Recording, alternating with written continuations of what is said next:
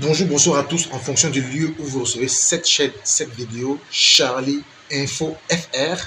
C'est encore une nouvelle vidéo qui fait parler d'elle avec nos deux grands frères bien-aimés. L'un plus aimé, l'autre pas trop aimé, compte tenu de ses balbutiements et de ses positionnements souvent un peu bizarres. Monsieur le professeur Jean Baybec nous donne un aperçu tranchant, comme il a l'habitude d'être, de la réponse que lui a posée M. Obama. Écoutons plutôt. Ok, je vais vous répondre en vous disant la vérité. Dis-moi. La première, que si vous parlez de tout ça et que vous revenez sur ma pour ces deux choses, où vous êtes un idiot, qui ne connaît rien, il ne lit pas, il n'écoute pas et dit que les journalistes. Le monsieur a une décision de la Cour suprême qui lui a dit qu'il n'est pas secrétaire général. Et les décisions de la Cour suprême sont sans concours.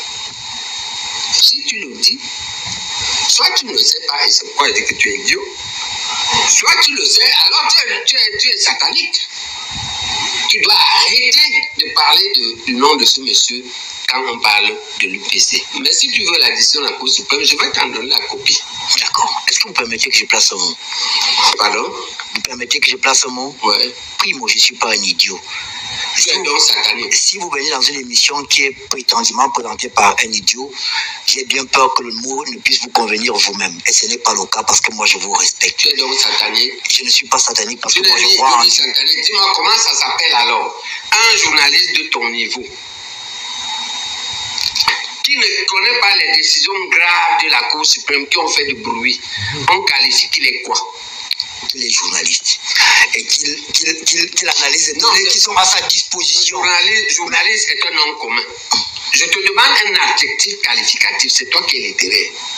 Donc l'adjectif qualificatif pour parler de ce journaliste. Mais le mot journaliste est un nom commun de personne. Pourquoi vous voulez qualifier le journaliste qui fait simplement son travail?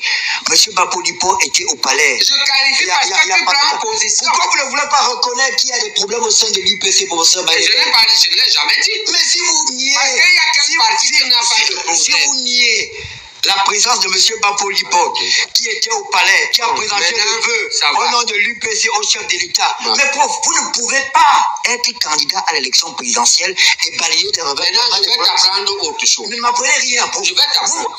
Non, laisse-moi donc apprendre à l'opinion. Apprendre quoi? À l'opinion. J'ai posé une question, vous n'avez pas répondu. Mais je réponds à ta question. Laquelle? Celle-là. Laquelle? L'UPC en Lambeau. Allez, qui est le candidat de l'UPC. Alors je suis plus idiot maintenant. Si vous répondez à ma question. Je ne te réponds pas. N'enlève pas le mot là. Si tu veux l'émission, s'arrête. Elle ne s'arrêtera pas. Voilà. Répondez à la question. Ok, je réponds. Ce n'est pas la première fois qu'on voit un problème, un parti qui a des problèmes. Où est le RPR en France? Qui est devenu l'IMP? Qui est devenu la République en marche? Qui va faire alors? Le RPR, il y a eu une mutation. C'est différent. Oui, mais il s'est déchiré. Macron, quand Macron gagne là, le RPR, on n'en parle plus. Où est le PS? Macron était candidat du parti En Marche. Ne me trouve pas. Pas le RPR.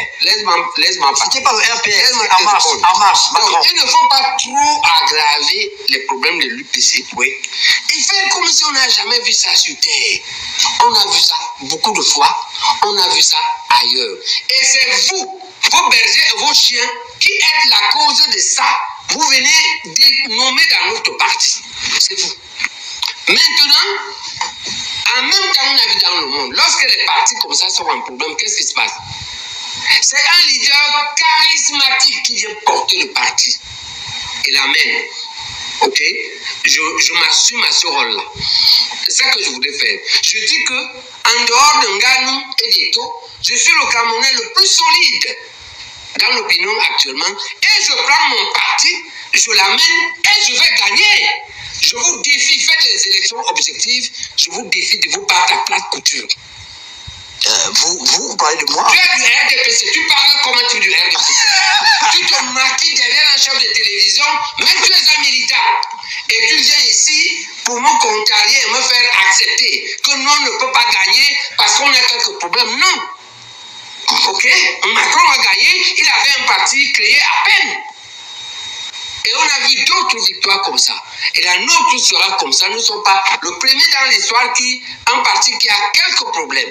On vous défie. Faites des élections objectives et vous verrez. Maintenant, si vous voulez faire les élections non objectives, je vous dis une des choses qu'on va faire contre vous. On va vous indexer et on va dire au peuple de s'occuper de vous. Parce que on n'a pas besoin de la méthode. Mais je vais te dire une méthode que j'ai vue ces derniers temps qu'on est venu me rapporter.